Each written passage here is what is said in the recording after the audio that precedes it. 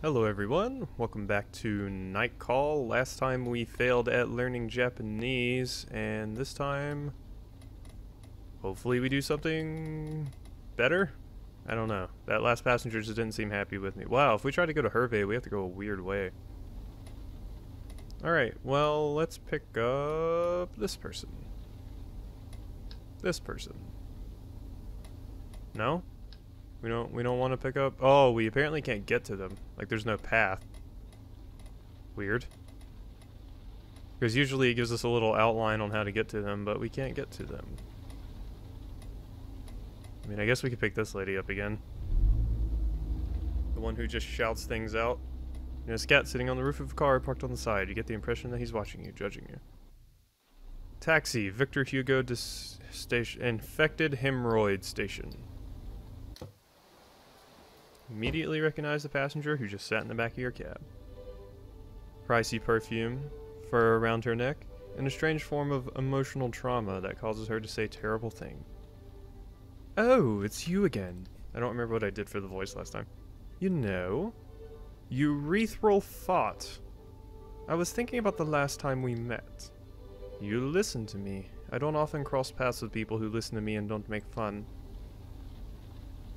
I really appreciate it. She flashes a sweet, charming smile.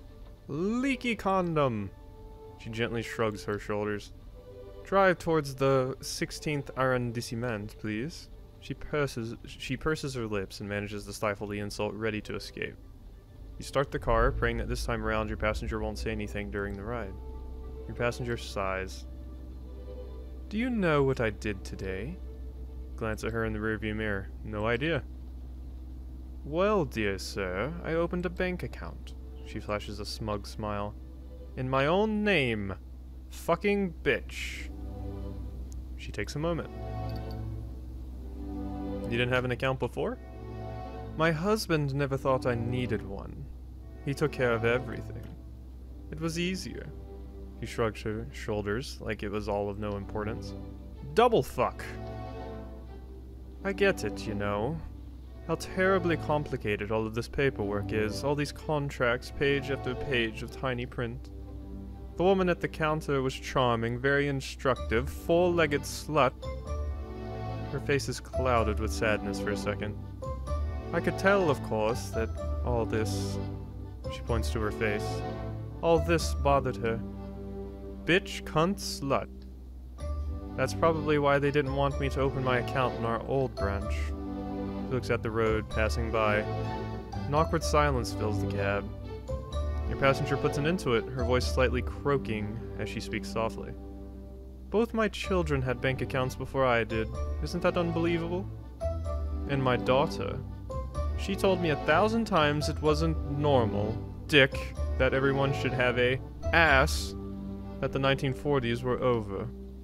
And I blew her off, you see. I was happy with the way things were. Her eyes grow hazy, her lips purse. How did it work? Well, pussy. My husband gave me cash. He took care of any major expenses himself. She shrugs and seems slightly annoyed by the question. I don't really know why, but I never felt the need to have my own bank card.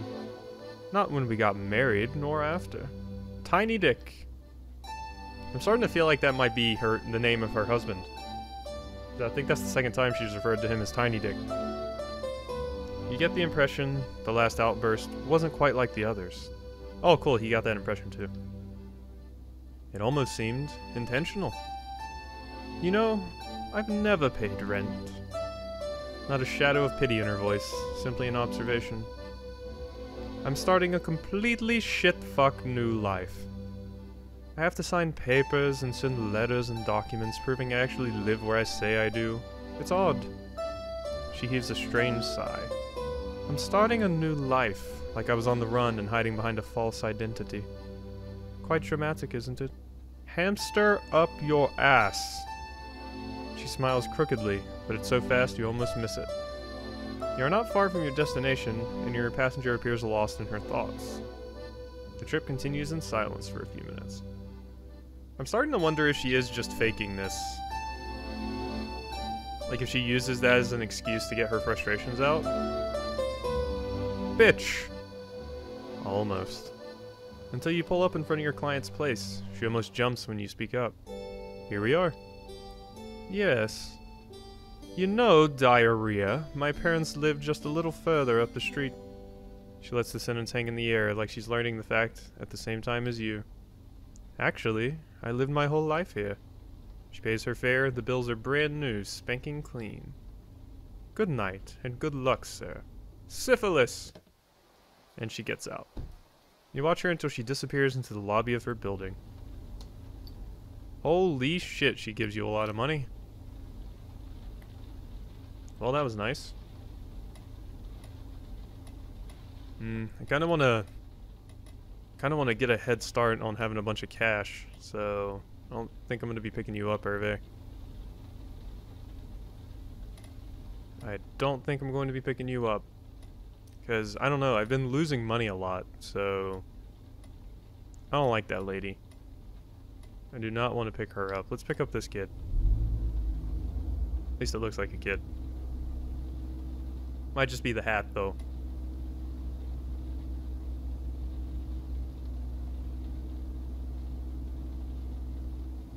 Amelia Schoendorfer. I need help.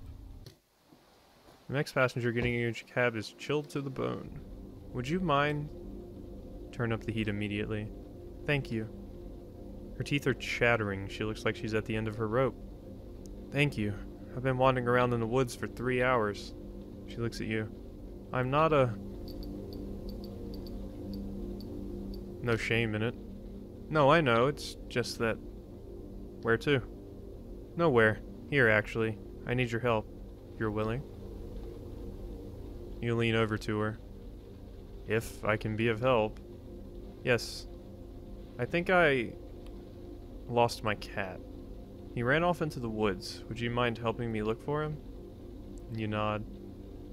I'll look left and you look right. You start to drive very slowly. We should be able to hear him. He's, wounded.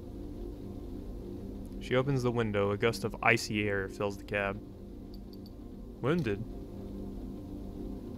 Yes, he broke his paw a few weeks ago and I came out here so he could stretch his legs a bit. But he got scared and ran away. Surprising, because he knows the place. She flashes you a smile. What's his name? The young lady freezes. His name is... Vincenus, like the woods. Since that's where I found him. She looks away. You been doing this job for a while? A few years now. Nice, okay. For several minutes, silence fills the cab. From time to time, she sticks her head out the window and calls her cat. Petite! Petite, petite, petite! She catches you looking at her in the rearview mirror and looks out the back window. Vincenus!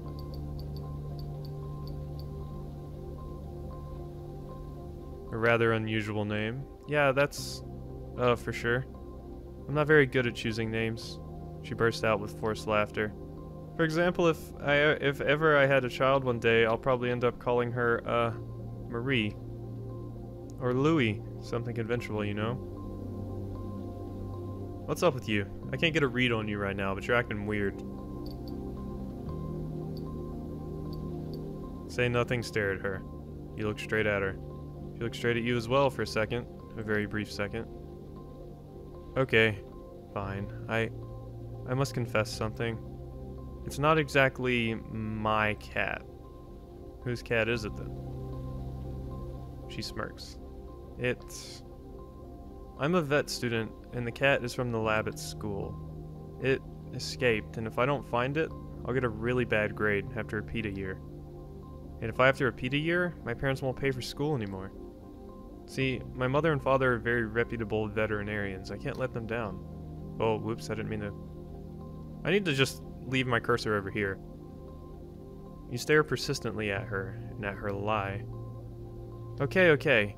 My parents aren't famous veterinarians. They run a cigarette and newspaper shop up north. But please, I don't want to get kicked out of school. It's my dream job. Why would you lie about that? Honestly, I don't really care. You know, it's a cab ride like any other. There's a short pause during which your passenger's eyes dilate a tiny bit.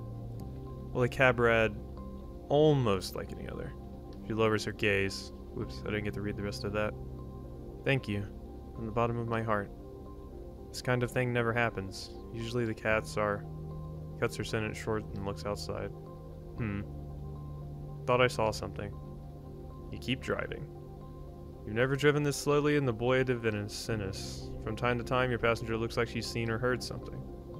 She hits the seat abruptly. Over there! I can hear him! You stop the taxi, the tires squeal softly on the gravel. Your passenger runs off into the night. You wait for her for a second and begin to hear the cat's cries. The meows are harrowing, painful. Your passenger reappears without the cat. What's going on? She's obviously in shock, staring straight ahead into nothingness. I can't. It's terrible. What's happening? The cat was... She finally shuts her eyes and catches her breath. We were in the middle of dissecting the cats when this one woke up. Oh, Jesus! Oh, wow, you lied a lot, didn't you? Oh, that's bad. And ran away. He's half open. Why? Okay, how the hell would a cat open? I'm sure they test that the thing is actually dead before they put it on the dissection table. No, I refuse to believe. It is a zombie cat. She lowers her head so you can't see her tears. I can't leave him like that, but I can't bring him back. He's suffering too much. Her hands are shaking. The meowing in the distance curdles your blood.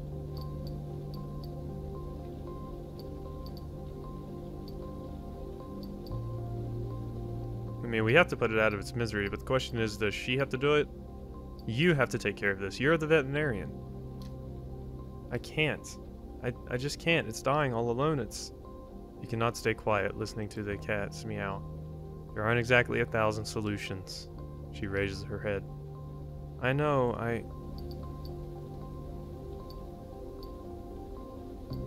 I'll take care of him. Your passenger says nothing more.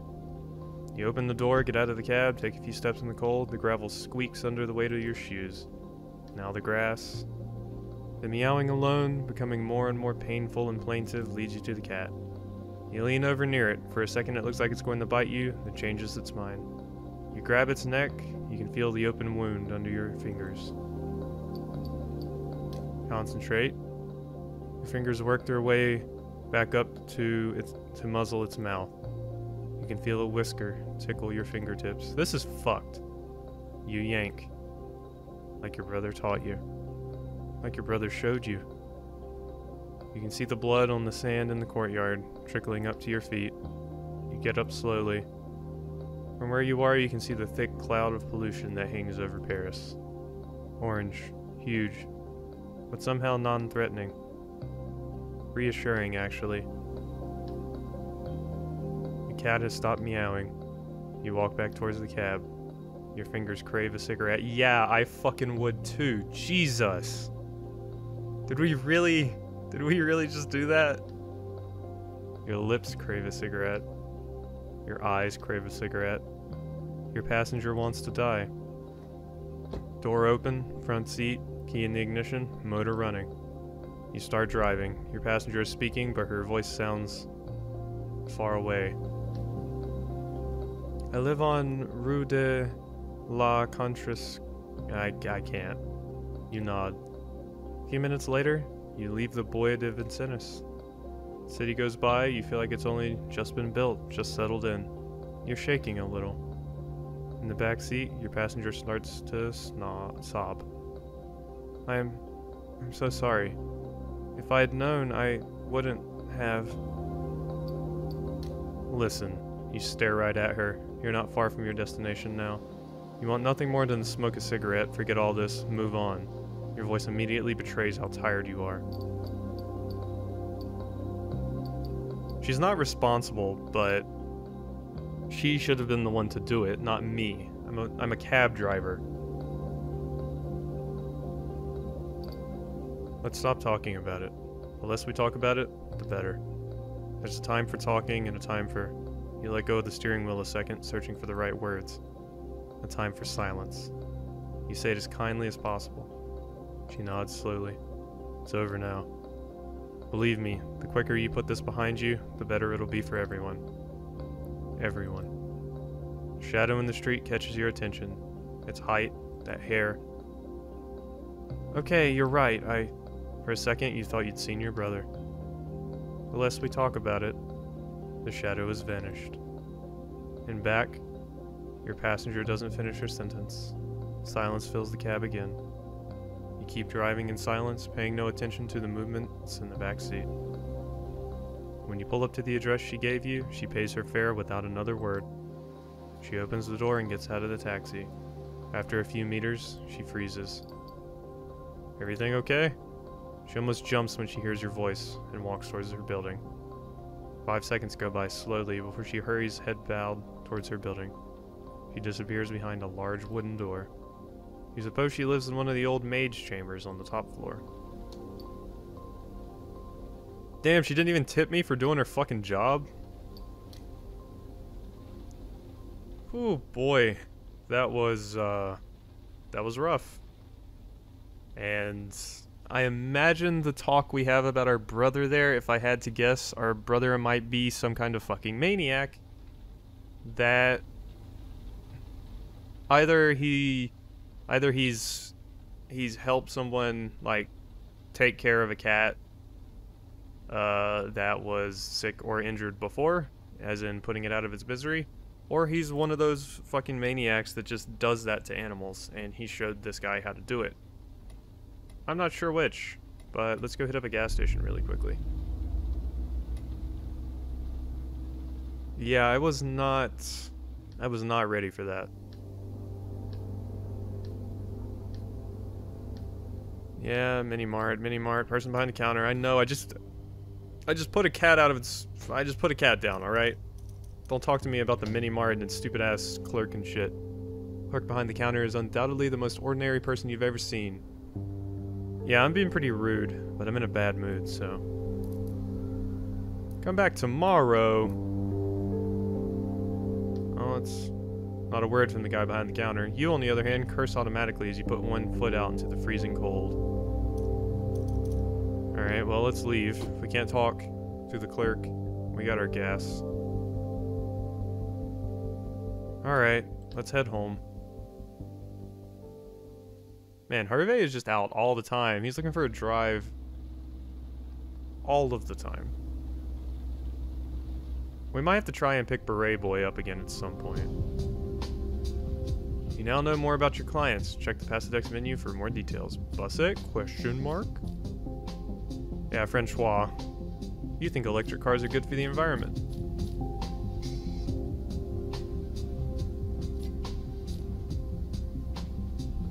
Whoa. My rent just came out? Oh no, I have a whopping $29. I thought I made a lot of money that night. Jeez. You take a few minutes to update your board with your new clues. Your neighbor flushes the toilet. Out of the corner of your eye, you can see the pipe shake. You take your shoes off before getting to work. Okay, I actually don't think I got anything new. Like, at all. I think that was actually a pretty quiet day, so... Go ahead and end that night. The phone rings. You impulsively take a step back. It's the moment of truth. Pick up. Hello? Hi. Ice cold. So? She heaves a long sigh. There's no background noise. She must not be at the station.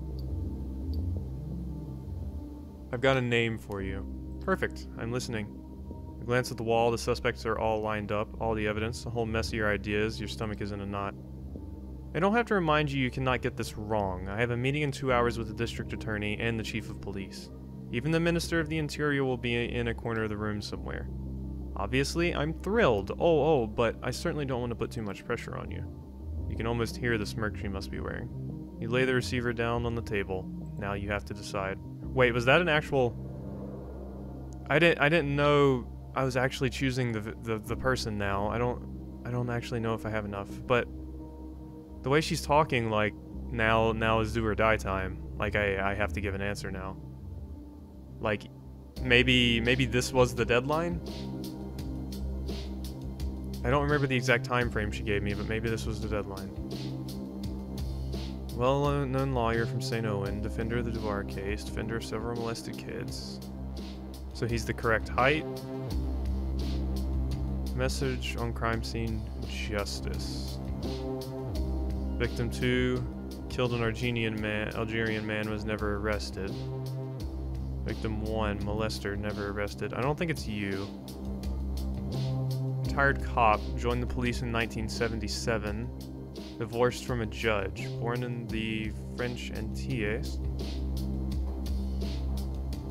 Moved to mainland France in 1976. First 3 victims not part of police league.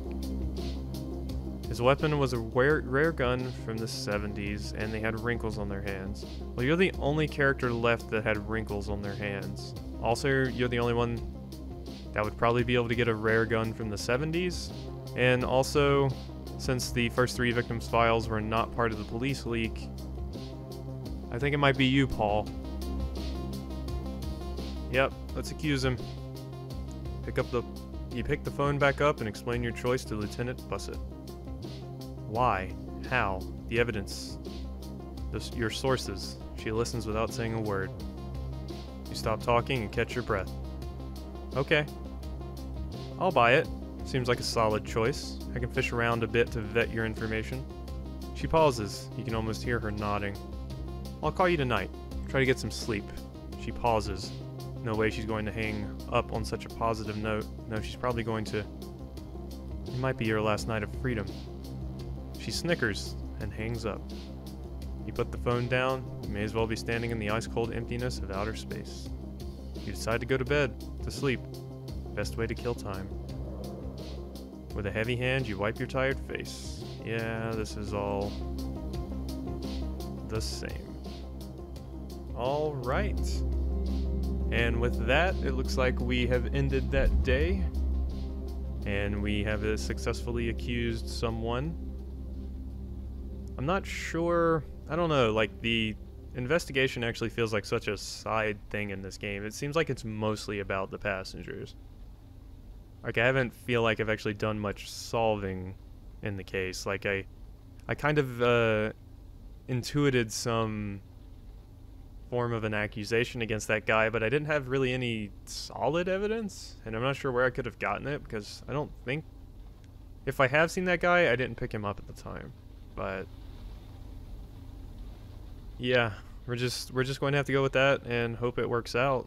And in the next episode, we'll see what Bussett thinks of our decision. I hope you have enjoyed, and I will see you next time.